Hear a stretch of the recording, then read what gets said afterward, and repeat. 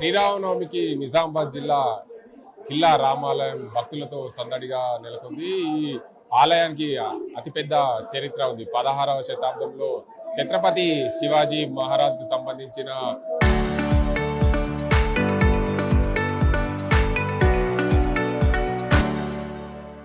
గురు ప్రియ శిష్యుడు సమర్థ మహారాజు నిర్మించినట్లు ఈ ఆలయం చెప్తుంది. ఈ ఆలయానికి ఎంతో భక్తి శ్రద్ధలతో భక్తులందరూ కూడా వస్తున్న పరిస్థితుల్లో నిజామాబాద్ జిల్లా కిల్లా రామాలయంలో ఈరోజు ప్రముఖులు దర్శించుకున్న పరిస్థితుల్లో రాష్ట్ర పిసిసి అధ్యక్షుడు మహేష్ కుమార్ గారితో పాటు తెలంగాణ జాగృతి అధ్యక్షురాలు కల్వకుంట్ల కవిత, అదే నిజామాబాద్ అర్బన్ ఎమ్మెల్యే ధన్పాల్ సూర్యనారాయణ కూడా ఈ ఆలయానికి ప్రతినిత్యము ఇక్కడ సేవ చేసేందుకు వివిధ రకాల ప్రజలు వస్తుంటారు. చెప్పండి, ప్రధానంగా కిల్లా రామాలయం ఎంతో పేరుగాంచింది. కిల్లా రామాలయంకు వివిధ ప్రాంతాల నుంచి కూడా భక్తులు వస్తుంటారు. ఇక్కడ ఏమేమి కార్యక్రమాలు జరుగుతాయి, ఇక్కడ ఏం చేస్తారు? ముందుగా శ్రీరామనవమి శుభాకాంక్షలు అన్నది ప్రతి ఒక్కరికి. ఈరోజు జరగనున్న శ్రీరామ కళ్యాణానికి నిజామాబాద్ నుంచి పెద్ద ఎత్తున కిల్లా రామాలయానికి చాలా మంది భక్తులు పెద్ద సంఖ్యలో మినిమం 40 నుంచి 50,000 మంది భక్తులు వస్తుంటారండి. ఇక్కడ మార్నింగ్ ఇప్పుడు మధ్యాహ్నం 12 గంటలకు సీతారాముల వారి కళ్యాణం జరుగుతుంది. మంచి నిజామాబాద్ ప్రముఖులందరూ పాల్గొంటారు. దీంట్లో మహేష్ కుమార్ గౌడ్ గారు మరియు కవితక్క గారు మరియు వివిధ కార్పొరేటర్లు అందరూ కూడా పాల్గొంటారు. చాలా వైభవంగా జరుగుతుంది ఈ కార్యక్రమం. జై శ్రీరామ్. మీరు చెప్పండి, ఈ ఆలయానికి ఉన్న చరిత్ర ఏంటి? ఈ ఆలయానికి 16వ శతాబ్దంలో నిర్మాణం జరిగినట్లు చరిత్ర చెప్తుంది. నిజామాబాద్ మరియు తెలుగు ప్రజలందరూ కూడా శ్రీరామనవమి శుభాకాంక్షలు. ముఖ్యంగా నిజామాబాద్ పట్టణంలో అతి పురాతనమైన దేవాలయంగా పేరున్న శ్రీ రఘునాథ రామాలయము. ఇది రాజకీయాలకు అతీతంగా రాజకీయ నాయకులు అందరూ కూడా దీన్ని విజిట్ చేస్తారు. ఇక్కడ అంగరంగ వైభవంగా ఉత్సవాలు జరుగుతాయి. ఈ దేవాలయానికి ఒక చరిత్ర ఉంది. దీనికి తెలంగాణ ఉద్యమంలో కూడా ఈ దేవాలయానికి ఒక చరిత్ర ఉంది, మీ అందరికీ తెలుసు. దీంట్లో మార్నింగ్ ఉదయం నుంచి కూడా కార్యక్రమాలు స్టార్ట్ అవుతాయి. ఇక్కడ శ్రీరామ నవమి కళ్యాణం జరుగుతుంది. కళ్యాణంలో కూడా చాలా మంది ప్రజలు పాల్గొంటారు. ఉదయం నుంచి రాత్రి వరకు కూడా అద్భుతంగా ప్రోగ్రామ్ జరుగుతాయండి.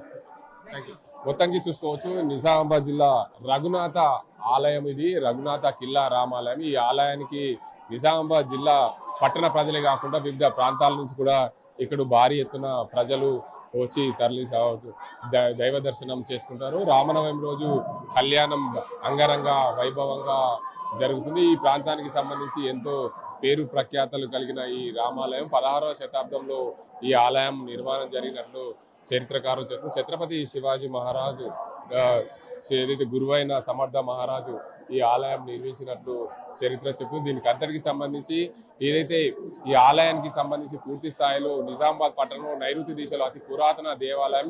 ఈ ఆలయానికి సంబంధించి 3,900 చదరపు అడుగుల చరిత్ర ఆధారంగా సమర్థ మహారాజ్ రామ్దాస్ మహారాజీ నిర్మించినట్లు చెప్తుంది. అది మన దేశానికి అత్యంత సాహస వీరుడు ఛత్రపతి శివాజీ వారికి సంబంధించిన కొండపైన రఘునాథ ఆలయం నెలకొల్పినట్లు ఈ చరిత్రకారులు చెప్తున్నారు. మొత్తానికి చూడొచ్చు, 1000 సంవత్సరాల క్రితం నిర్మించబడినప్పుడు ఈ కిల్లా రామాలయం చెక్కు చెదరకుండా 53 అడుగుల అఖండ ధ్వజస్తంభంతో గరుడ దీపం వెలిగిస్తుంటారు. చుట్టుపక్కల గ్రామాల్లో దీపాలు వెలిగించేవారని ప్రతిదీ. కిల్లా లోపల నుండి డిచ్పల్లి వరకు కూడా ఈ సొరంగ మార్గం ఉన్నట్లు భక్తులు చెప్తుంటారు. ఈ సొరంగ మార్గం ఏదైతే ఇది పక్కనే ఉన్న చెరువు, దీన్ని బొడ్డెమ్మ చెరువుగా పిలుస్తుంటారు. చెరువులో నిర్మించిన శిలా కట్టడము, అదేవిధంగా అక్కడికి వెళ్ళి స్నానం ఆచరించే వారిని కథలుగా చెప్తూ ఉంటారు.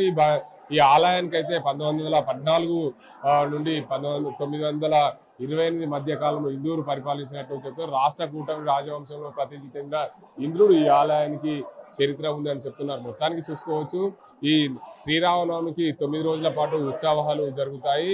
మాఘశుద్ధ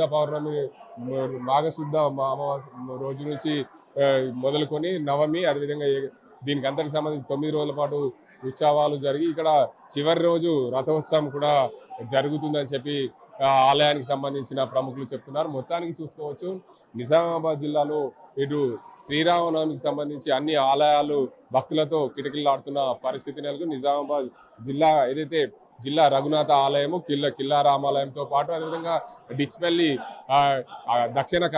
దక్షిణ భారత ఖజురహో శ్రీరాముల ఆలయం కూడా అక్కడ, దాంతోపాటు నిజామాబాద్ రామచంద్ర ఆలయం, ఇలా నిజామాబాద్ ఉమ్మడి జిల్లా వ్యాప్తంగా ఆలయాలన్నీ భక్తులతో కిటకిలాడుతున్నాయి. మధ్యాహ్నం 12 గంటల తర్వాత ఏదైతే కళ్యాణోత్సవం జరుగుతుంది, కళ్యాణోత్సవం అయిన తర్వాత రేపు రథోత్సవం కూడా జరుగుతుందని చెప్పి ఆ ఆలయానికి సంబంధించిన ప్రముఖులు చెప్తున్న పరిస్థితి. ఇది ఇక్కడ పరిస్థితి. కెమెరా సజిన్తో గంగారెడ్డి, RTV నిజామాబాద్.